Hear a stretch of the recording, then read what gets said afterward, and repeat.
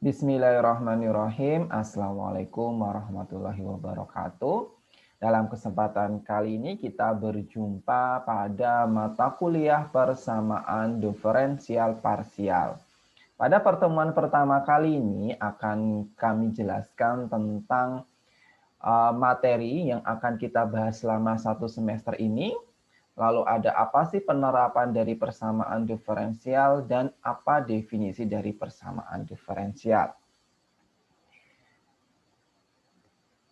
Nah, jadi di sini nanti pendahuluan ada klasifikasi persamaan diferensial, lalu persamaan diferensial linier.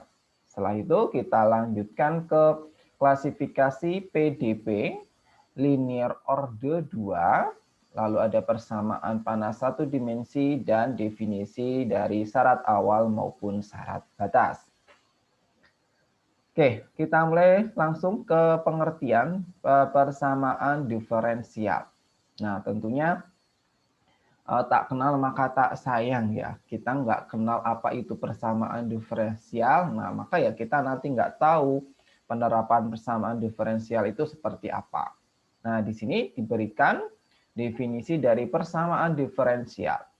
Persamaan diferensial adalah persamaan yang memuat turunan dari satu atau lebih variabel tak bebas terhadap satu atau lebih variabel bebas. Nah, jadi yang penting ada kata turunan ya atau diferensial. Jadi kalau kita persamaan diferensial, yang penting ada persamaan ya yang mengandung diferensial ataupun turunan. Nah, turunan apa gitu ya? Turunan dari satu atau variabel tak bebas terhadap satu atau lebih variabel bebas. Nah, kita kenal dulu kita sudah belajar persamaan diferensial biasa di semester kemarin. Nah, di sini juga ada dua, yaitu persamaan diferensial biasa dan persamaan diferensial parsial. Nah, ini untuk contoh yang persamaan diferensial biasa, yang penting dia mengandung turunan gitu ya. Nah, dalam ini dy dx min 2y sama dengan 0. Di sini variabel tak bebasnya y, variabel bebasnya x. Yang kedua, ada x kuadrat d pangkat 5y dx pangkat 5 atau turunan kelima dikali 3d kuadrat y dx kuadrat plus 10y sama dengan sin x. Nah, ini juga contoh persamaan diferensial yang biasa. Di sini variabel tak bebasnya ada y dan variabel bebasnya ada x. Lalu ada contoh ketiga, d kuadrat y dx kuadrat dipangkatkan 3 ditambah 3x dy dx plus 5y sama dengan 5x kuadrat. Nah, ini contoh masih persamaan diferensial biasa. Nah, lalu kita kenal juga turunan parsial ya. Kalau kalian belajar fungsi peubah banyak, mungkin di kalkulus 3, kalian mengenal ada turunan parsial. Nah, maka persamaan diferensial itu juga ada dua, persamaan diferensial biasa dan parsial. Untuk yang biasa sudah kalian bahas di semester kemarin, ada mata kuliah khusus ya, persamaan diferensial biasa. Nah, kali ini persamaan diferensial parsial. Contohnya do U do T min 6U do U do X plus do pangkat 3U do X pangkat 3 sama dengan 0. Nah, karena turunannya parsial, di sini parsialnya terhadap T maupun terhadap X. Lalu ada do kuadrat U do X kuadrat min do U do T sama dengan 0. Nah, ini juga contoh yang PD parsial. Lalu do kuadrat U do X kuadrat plus do kuadrat U do Y kuadrat plus do kuadrat U do Z kuadrat sama dengan 0. Nah, ini ya contoh yang persamaan diferensial parsial. Mudah ya, jadi sebenarnya definisi dari persamaan diferensial, intinya dia mengandung diferensial atau turunan. Nah, karena turunan itu kita kenal, ada turunan biasa maupun turunan parsial, maka PD itu diklasifikasikan menjadi dua, PD biasa maupun PD parsial. Oke, Sebelum melangkah lebih lanjut, nah di sini akan saya jelaskan dulu aplikasi persamaan diferensial atau penerapan dari persamaan diferensial. Jangan-jangan kita sudah belajar susah-susah ya tentang persamaan diferensial, itu tidak ada gunanya. Nah, kan tidak ya. Maka di sini di awal saya jelaskan dulu aplikasi dari persamaan diferensial di beberapa bidang. Yang pertama di fisika kita kenal ada mekanika fluida atau pergerakan suatu fluida atau cairan ya. Itu nanti menggunakan persamaan diferensial juga. Persamaan panas ya, nanti yang ingin kita bahas di bab ini kita juga belajar persamaan panas.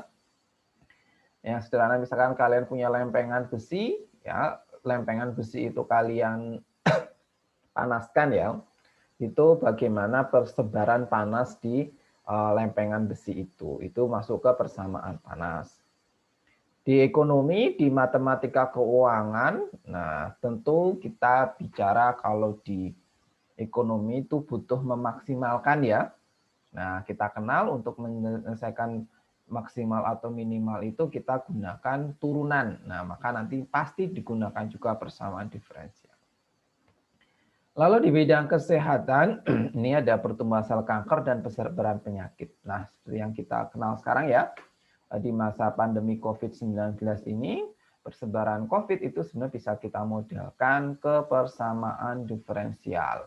Tepatnya sistem persamaan diferensial biasa.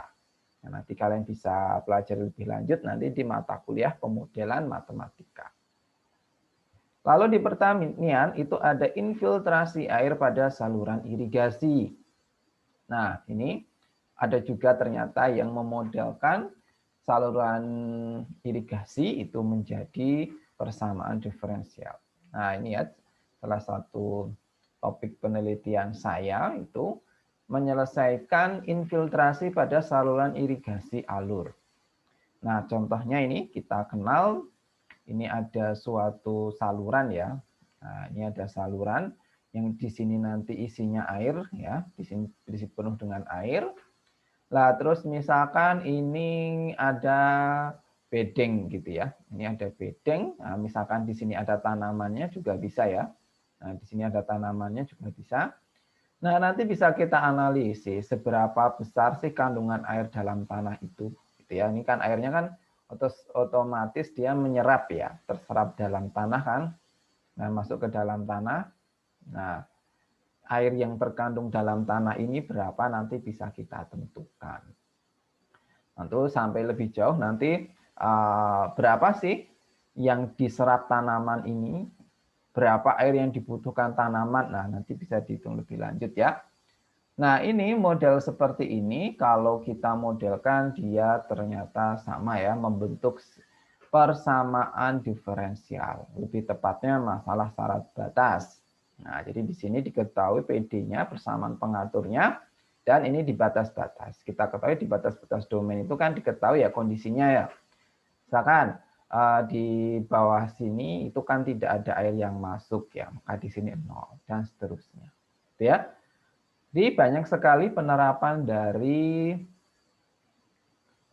persamaan diferensial ya di berbagai bidang, di fisika, di biologi, hingga di pertanian pun ternyata menggunakan persamaan diferensial. Jadi kalian tidak salah ya mempelajari persamaan diferensial. Oke, kita lanjutkan.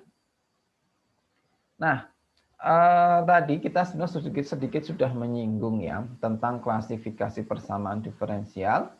Itu kita kenal ada PD turunan parsial, ada turunan biasa juga. Maka persamaan diferensial itu juga kita bagi jadi dua, jadi persamaan diferensial biasa dan persamaan diferensial parsial.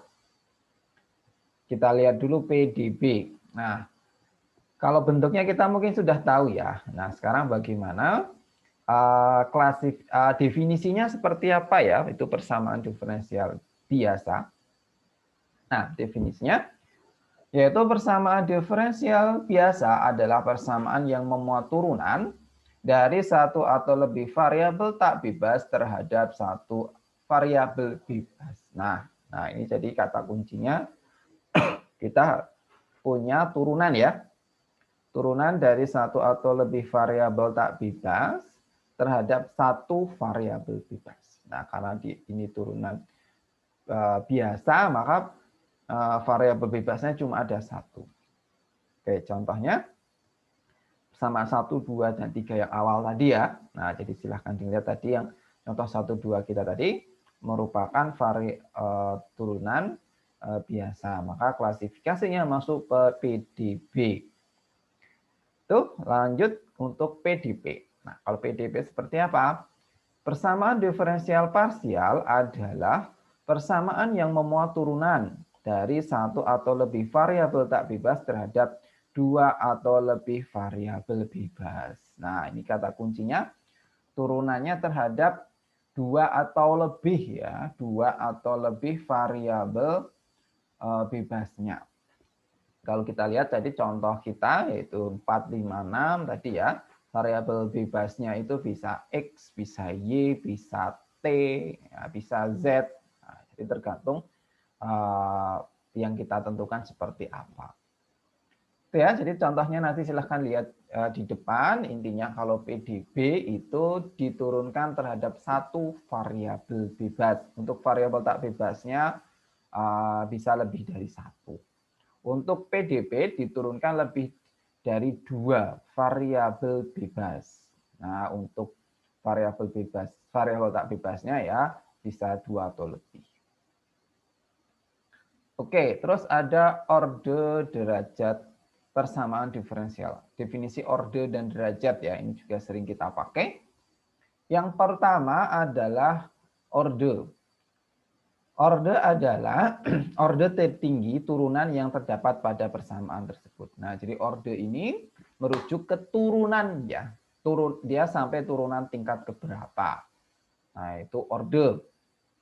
Selanjutnya ada derajat. Nah, kalau derajat atau pangkat itu adalah pangkat dari orde turunan tertinggi pada persamaan diferensial tersebut. Jadi dia derajat itu pangkat ya, pangkat dari ordenya tadi. Ordenya tadi dipangkatkan berapa? Contoh, oke, contoh kita merujuk ke persamaan kita tadi ya.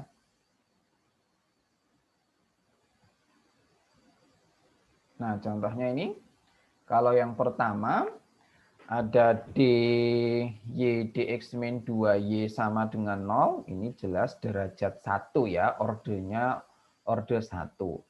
Nah, turunannya 1, terus tidak dipangkatkan. Berarti ini kan pangkatnya 1.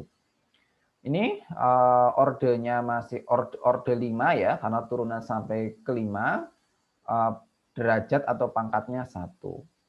Nah, kalau yang ini, ordenya orde 2, derajatnya derajat 3. Yang contoh 4, ini ordenya orde 3, maka karena turunan sampai ke 3, derajat 1. Ini ordenya orde 2, derajatnya derajat 1. Contoh ke-6, ini ordenya orde 2, derajatnya derajat 1. Nah, itu ya, gampang ya. Jadi ini kita bahas dulu definisi-definisi karena nanti sering kita pakai ya istilah orde, istilah derajat itu. Kita lanjutkan. Ini tadi ya contoh-contoh kita. Nah, sekarang kita masuk ke definisi persamaan diferensial linear. Nah, ini kalian tentu masih sering kedengar ya istilah linear di mana-mana gitu ya, persamaan linear, mungkin di statistika juga regresi linear gitu ya. Kalian sering dengar istilah linear. Nah, sekarang bagaimana untuk PD linear? Itu definisinya seperti apa? Oke, suatu PD dikatakan linear jika variabel-variabel tak bebas dan semua turunan dari PD tersebut muncul dalam bentuk linear. Nah, ya, apa yang harus linear? Yang linear itu variabel tak bebasnya dan semua turunannya. Nah, variabel tak bebas dan semua turunannya dia harus muncul dalam bentuk Linear. Linear itu apa? Linear itu artinya muncul dalam derajat 1, yaitu variabel tak bebas dan semua turunannya tadi ya, dia harus derajat 1. Yang kedua, tidak ada perkalian antara variabel tak bebas dan atau turunannya. Nah, jadi tidak boleh ada perkalian antara variabel tak bebas dan atau turunannya. Yang ketiga, tidak ada fungsi transenden dari variabel-variabel tak bebas dan atau turunannya. Suatu PD dikatakan non-linear jika minimal salah satu dari ketiga tersebut tidak terpenuhi. Ya. Di linear, dalam arti linear itu yang harus linear itu variabel tak bebas dan atau turunan-turunannya. Linear itu gimana? Linear tadi semua harus pangkat 1, tidak ada perkalian, ya, dan yang ketiga itu tidak ada fungsi transenden dari variabel tak bebasnya. Ya, ini contoh definisi dari persamaan diferensial linear. Nah, sebelum ke sini, coba kita lihat dulu contoh kita di awal tadi ya. Nah, coba kita lihat. Dari 1 sampai 6 ini apakah dia PD-nya linear atau tidak. Oke, yang pertama. Ada dy dx min 2y sama dengan 0. Nah, kalau ini jelas linear ya. Linear. Ini muncul dalam derajat 1, tidak ada perkaliannya. Yang ini x kuadrat turunan tingkat kelima di dx pangkat 5 plus 3d kuadrat dx kuadrat plus y sama dengan sin x. Oke, ini linear atau non-linear? Oke, mungkin ada yang menjawab non-linear. Kenapa? Ada sin x. Ya, sin x tadi fungsi transenden. Terus mungkin ada yang jawab juga itu ada perkalian ya antara x kuadrat dengan turunan kelima. Nah, ini apakah ini menjadi dia tidak linear?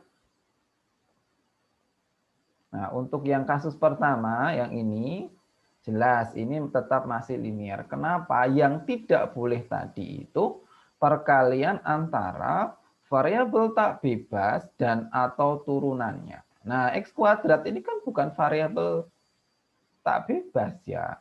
Nah, jadi kalau perkalian variabel bebas dengan variabel tak bebas turunannya boleh. Ini jadi nggak masalah. Terus ini ada sin x. Sin x ada fungsi transenden. Nah, kalau kita kenal fungsi transenden itu fungsi eksponen, fungsi logaritma, trigonometri, itu kan masuk fungsi transenden ya. Sin x ini apakah ini terus dia menjadikan non-linear? Nah, tetap masih linear. Kenapa? Tadi kan fungsi transenden dari variabel tak bebas.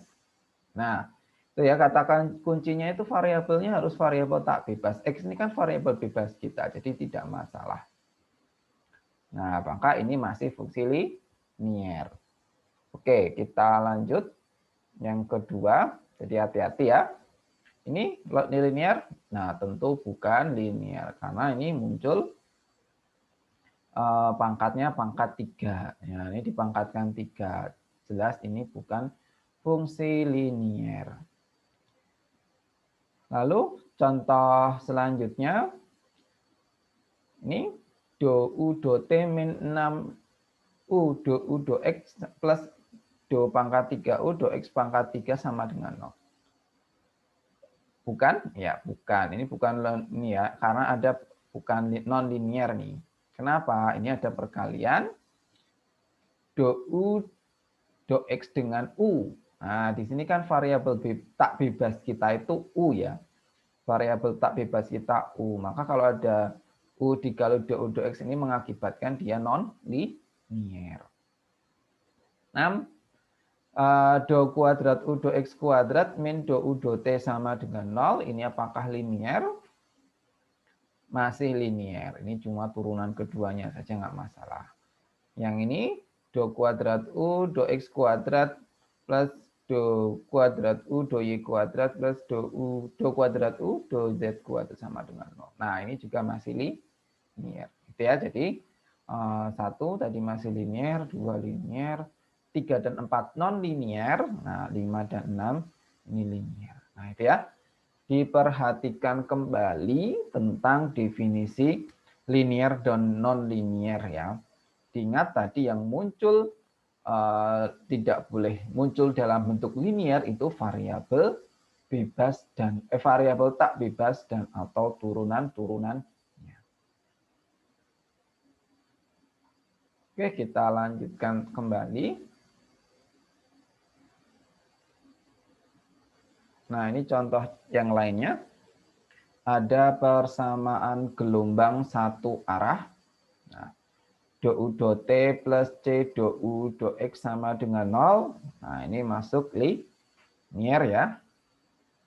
Lalu ada masih persamaan gelombang.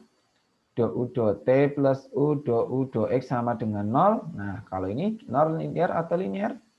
Non linier. Karena ada U dikali do U do X. Selanjutnya persamaan gelombang lagi. Do U do T plus do U do X dikuadratkan sama dengan 0. Linier atau non linier? Jelas non linier karena dipangkatkan 2. Persamaan Poisson, do kuadrat U do X kuadrat plus do kuadrat U do Y kuadrat sama dengan Gx, T. Linier atau non linier? Masih ya, linier. Nah, ini orde 2 linier. Persamaan panas do kuadrat U do X kuadrat min do U do T linier ya, orde 2. Lalu persamaan gerak gelombang pada permukaan air atau kita kenal dengan persamaan KdV, Korteweg de Vries.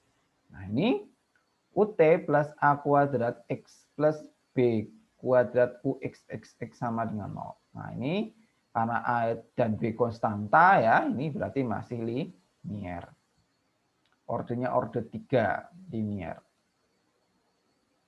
Lalu yang kedua, UT plus C plus UX plus beta UXXX sama dengan 0. Ini juga non linier karena ada U nanti dikalikan dengan UX. Itu yang mengakibatkan dia non linier.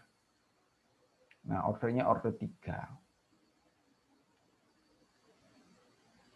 Oke, seperti itu dulu kita sudah bahas dari persamaan diferensial linier.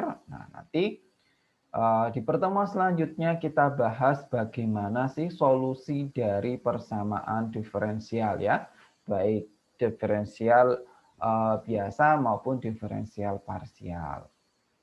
Silakan tadi dibuka-buka lagi materi kita hari ini yaitu tentang klasifikasi PD dan definisi dari persamaan diferensial linier karena nanti ini sering sekali akan kita gunakan. Demikian pembahasan kita kali ini, semoga memberi manfaat. Kita lanjutkan di pertemuan selanjutnya. Sekian, terima kasih. Wassalamualaikum warahmatullahi wabarakatuh.